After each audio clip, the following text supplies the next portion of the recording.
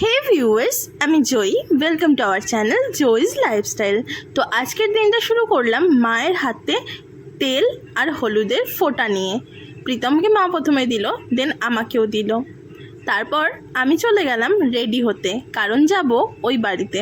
তো চলো তাড়াতাড়ি রেডি হয়ে আসি।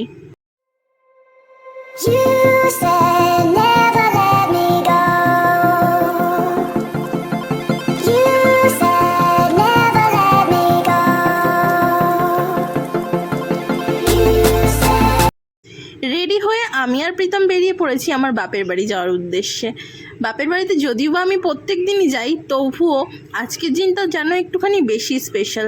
আমার সবুজ হয়েছিল না কতক্ষণে যাবো, আর চুল উড়ে তো একাকার হয়ে গেল।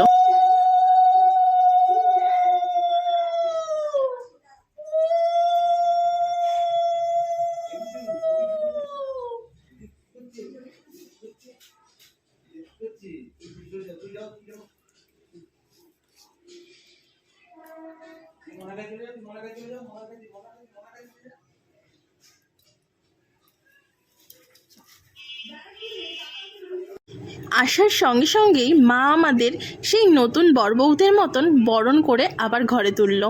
তো চলো আর কি কি আছে দেখতে থাকো। ভিডিওটা স্কিপ করো না কিন্তু, কারণ আজকে অনেক অনেক কিছু ওয়েট করছে তোমাদের জন্য। আর প্রীতমের বাড়িতে ঢোকার সঙ্গে সঙ্গে শুরু হয়ে গেছে মিষ্টুর সাথে বদমাইশি। মিষ্টুর হাতে মিষ্টির হাঁড়িটা ধরিয়ে দিল, আর তারপর আমরা একটুখানি রেস্ট নিলাম। তারপর আমি আর প্রীতম বসলাম পাশাপাশি, মা আমাদের আশীর্বাদ করলো। আর হ্যাঁ, তার সাথে অনেক গিফটও পেয়েছি। গিফটগুলো তোমাদের পরে দেখাচ্ছি।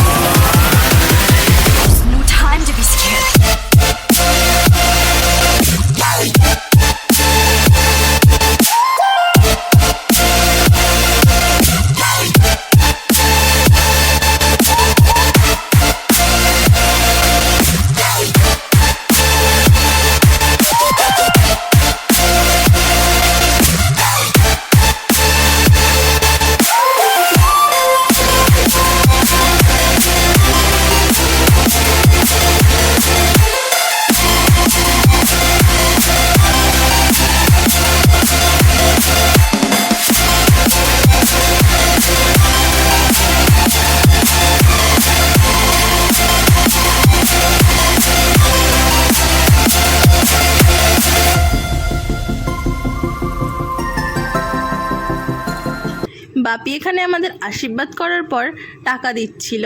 তো বলছে দাঁড়া, 1 টাকার কয়েন তো খুঁজে পাচ্ছি না, ছোট্ট 1 টাকার কয়েন নিয়ে আসছি। দেন আমাকে টাকা দেবে কি দেবে না ভেবে চিনতে, মানে আমার সাথে বদমাইশি করছিল। দেন তারপরে আমাকেও টাকা দিল।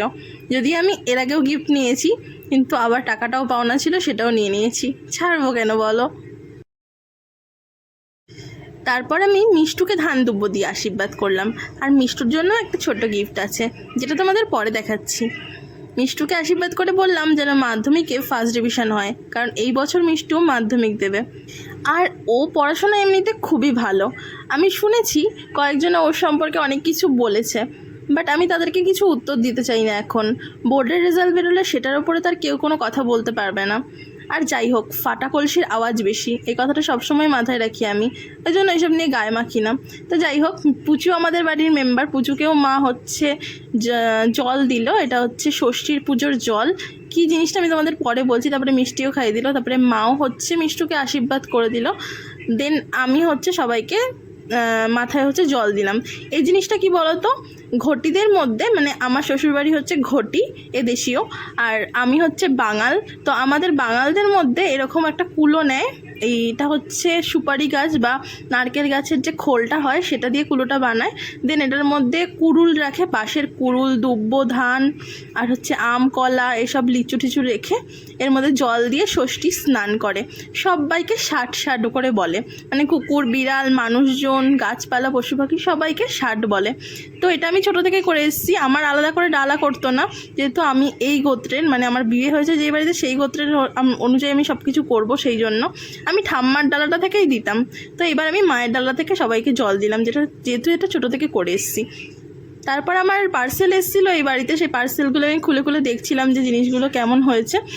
আমার এগুলো সবই আমাকে মা দিয়েছে। এই জামাটাও মা দিয়েছে, আর এই ব্ল্যাক জামাটাও মা দিয়েছে, আর একটা জামাও দিয়েছে ব্লু কালারের, ওটা তোমাদের দেখাচ্ছি তারা একটু পরে। এ দেখো, এই ব্ল্যাকটাও মাই দিয়েছে।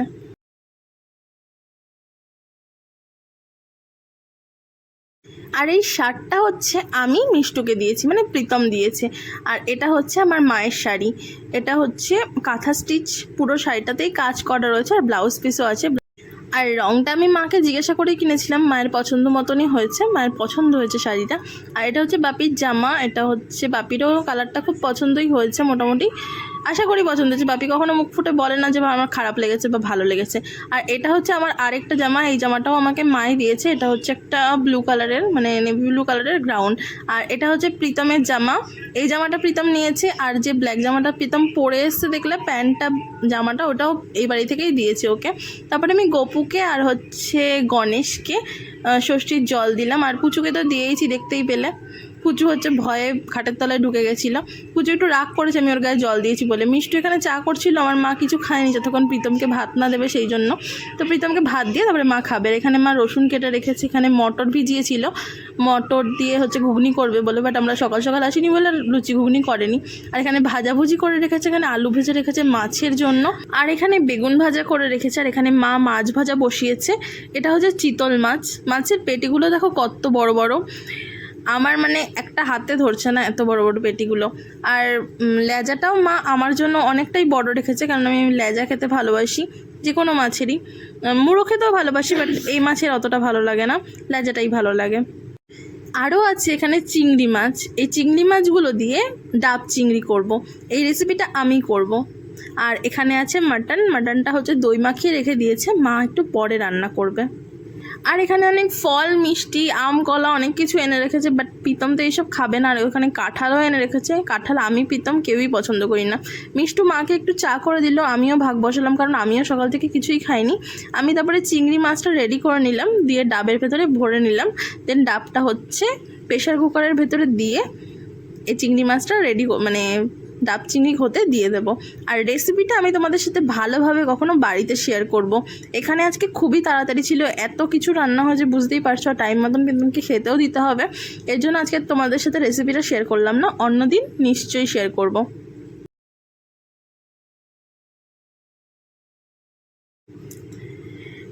আর দেখো, মিষ্টু আর মা দুজন মিলে এখানে মাটন রান্না করছে। মাটনটা তো আজকে যা টেস্ট হবে তো বুঝতেই পারছো, মিষ্টু রান্না করছে বলে কথা। আর যার জন্য এত আয়োজন সে কিন্তু ঘুমিয়েই পড়েছে। ওর আসলে শরীরটা ভালো না, প্রচণ্ডই গলা ব্যথা, মাথায় হাত দিয়ে দেখলাম যে জ্বর আছে কিনা, বাট এখন জ্বর ঠর কিছু আসেনি, কিন্তু গলা ব্যথা আছে প্রচণ্ডই। আর বাপি হচ্ছে আইসক্রিম এনেছিল, তো আইসক্রিমটা আমি খাচ্ছিলাম, প্রীতম হয়তো খাবে না, আমি আগেই খেয়ে নিলাম, কারণ খাওয়ার পাতে আমার এসব খেতে ভালো লাগে না। তারপরে প্রীতমের খাবারটা হচ্ছে সাজিয়ে দিয়েছে মা। আজকের মেনুতে ছিল 7 রকমের ভাজা, দই, চিকেন, মাছ, চিতল মাছ আর কি, আর এটা হচ্ছে মাটন, আর ছিল হচ্ছে মাছের মাথা দিয়ে মুগ ডাল, আর ছিল বাটা মাছ, আরও অনেক কিছু ছিল, ফলের স্যালাড ছিল, আরও ছিল অনেক মিষ্টি আর চাটনি। তারপর আমার মা জামাইকে আদর করে একটু খাইয়ে দিচ্ছিল, প্রীতমকে খাবার সার্ভ করে তারপরেই মা খাবে, এটাই মা হচ্ছে নিয়ম করেছে, মানে জামাইকে খেতে না দিয়ে খাবে না। তো জামাই এখনও চিন্তা করে ভেবে পাচ্ছে না যে কোনটা থেকে শুরু করবে।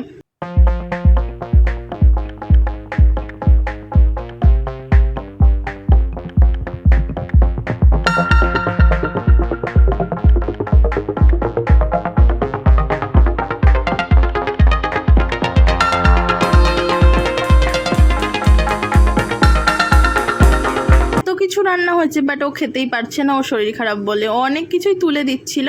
আর তারপর এখানে বাপিও খেতে বসে পড়েছিল প্রীতমের সঙ্গেই। তো প্রীতমের সব রান্নাগুলোই মোটামুটি খুবই ভালো লেগেছে। আর আমি হচ্ছে ডাব চিংড়ি করেছিলাম, ডাব চিংড়িটা প্রথমে সার্ভ করতে ভুলেই গেছি, মানে যখন ফটোশ্যুট করেছি তখন ডাব চিংড়িটা আমি দিতেই ভুলে গেছি। আর হুট করে মনে পড়লো কি যেন একটা দিইনি, তখন মনে পড়লো যে ডাব চিংড়িটা দিইনি। তো তাড়াতাড়ি করে নিয়ে এসে প্রীতমকে আর বাপিকে সার্ভ করলাম। আর তারপরে এটা আমি বাটিতেই ঢেলে নিয়েছি, কারণ ওইখানে ডাব থেকে বের করে করে দিতে হচ্ছে, খুব অসুবিধা হচ্ছিলো। তারপরে মা আর আমিও খেতে বসে পড়লাম, জামাইকে খাইয়ে মেয়েকে খেতে দিয়ে তারপরেই মা খেতে বসেছে। সন্ধ্যেবেলা মিষ্টু চা করছিল, ঝড় বৃষ্টি হচ্ছিল আর কারেন্টও ছিল না, আমি একটু মিষ্টুর সাথে বদমাইশি করছিলাম। একটা মজার কথা শুনবি, আমার একটা পার্সেল এসেছিল, তো এই বাড়ি থেকে রিসিভ করেছে। পার্সেলের লোকটা ফোন নাম্বারটা আমার দেওয়া ছিল, রিসিভের ঠিকানাটা এই বাড়িতে দেওয়া ছিল, মানে ডেলিভারির ঠিকানাটা। তো লোকটা আমায় ফোন করে বলছে मैं चला आया বলছি আমি বুঝতে পেরেছি আপনি চলে এসেছেন, কিন্তু কোথায় দাঁড়িয়ে আছেন। বলছে আমি বলেছিলাম যে আগের বার একবার ফোন করেছিলাম, তখন বলেছিলাম পিঙ্ক কালারের বাড়ির সামনে যান, দিয়ে আমাকে কল করুন। আপ যাহা বললাম वही चला आया।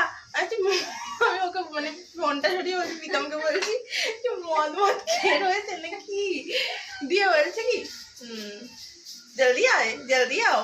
মানে উনি কিন্তু বাঙালি, উনি কিন্তু হিন্দি ভাষী এমনটা নয়। যেই লোকটা অনেকবার আসে ওই লোকটা এসেছিল, ওর জন্যই আমার সাথে এরকম করছিল, জানে আমার নাম্বারটা চেনা ওনার, ফোন করলে আমাকে খালি বলবে আমি কোথায় যাবো, হরিতলার নাকি না ভট্টপাড়া। আমাদের চাটা খাওয়া কমপ্লিট, তারপরে মা দেখি ফোনে আমারই ভিডিও দেখছে, তো আমিও দেখতে চলে আসলাম। ভিডিওগুলো পুরোনো দেখতে ভালোই লাগে বেশ। আর মিষ্টু এখানে পড়তে বসেছিল, আর প্রীতম তো সারাদিন ঘুমিয়েই কাটিয়ে দিল, আর পুচু এখানে ঘুমাচ্ছে, যেমন জামাইবাবু তেমন শালি। তো যাই হোক, কারেন্টও নেই, ভালো লাগছে না ঝড় বৃষ্টিতে। আর পুচুকে দেখো আমি হাতটা দেখাচ্ছিলাম যে আমার হাতে কেটে গেছে, আর ও আমার হাতটা টেনে টেনে দেখছে, কি ভালো যে ও, কি বলবো তোমাদের। তারপরে বাপিও চলে আসলো বাড়িতে, আর প্রীতম এখনও ঘুমাচ্ছে, মানে একবার এই ঘরে একবার ওই ঘরে ঘুমাচ্ছে। তারপর আমি ওকে খেতে ডাকলাম যে তাড়াতাড়ি খেয়ে নাও, চলো খেয়ে দে বাড়ি যাই, বাড়ি গিয়ে তুমি তাহলে শান্তি করে ঘুমাতে পারবে। ও বলছিল যে ও কিছুই খাবে না, তারপরে লাস্টে ঠিক হলো যে ও ডাল দিয়ে আলু ভাজা দিয়ে খাবে। দেন আমি আবার আলু ভাজতে বসলাম, আর মা হচ্ছে প্রেশার কুকারে ডাল সেদ্ধ করতে দিয়ে দিয়েছে, মুগ ডাল খাবে, মানে ডালটা ওকে করে দেওয়া হবে। এখানে মাটন আছে বাট মাটন টাটন ও খাবে না বললো। আমি একটু রসুনও ভেজে নিয়েছি, ঠান্ডা লেগেছে, রসুন দিয়ে গরম ভাত খেলে ভালো লাগবে ওর। তুই কোমরে হাত দিয়ে খাচ্ছিস কেন? আর তারপরে মা আমাকেও খেতে দিল, আমি বাটা মাছ আর হচ্ছে মাটন দিয়ে খেয়েছি, আর একটু ডালও নিয়েছিলাম। তখন আসলে এত কিছু দিয়ে খেয়েছি, তখন আর বাটা মাছটা আমার খাওয়া হয়নি, আর আমার এটা খেতে খুবই ভালো লাগে, এটা আমার জন্যই স্পেশালি করেছিল, আর সেই জন্য আমি এখন এটা নিয়ে নিয়েছি। এটা দিয়ে খাবো, মাটন নেবো নাই বলেছিলাম, তাও মা জোর করে এক পিস দিল। কালকে এই বাড়িতে আবারও সবার নিমন্ত্রণ, আমার মা, দাদা ভাই, প্রীতম, আমার সববার। তো কালকে এই বাড়িতে আবারও আসবো, তো ব্লগগুলো দেখতে থাকো, আমার চ্যানেলটা সাবস্ক্রাইব করে দাও। তোমরা সবাই খুব ভালো থেকো। আর জামাই ষষ্ঠীতে কী কী খাওয়ালো, কী কী এনজয় করলে আমাকে কিন্তু জানাতে ভুলো না, কমেন্ট করে আমাকে সব জানিও, আমি তোমাদের জিনিসগুলো সব কিছু জানতে চাই।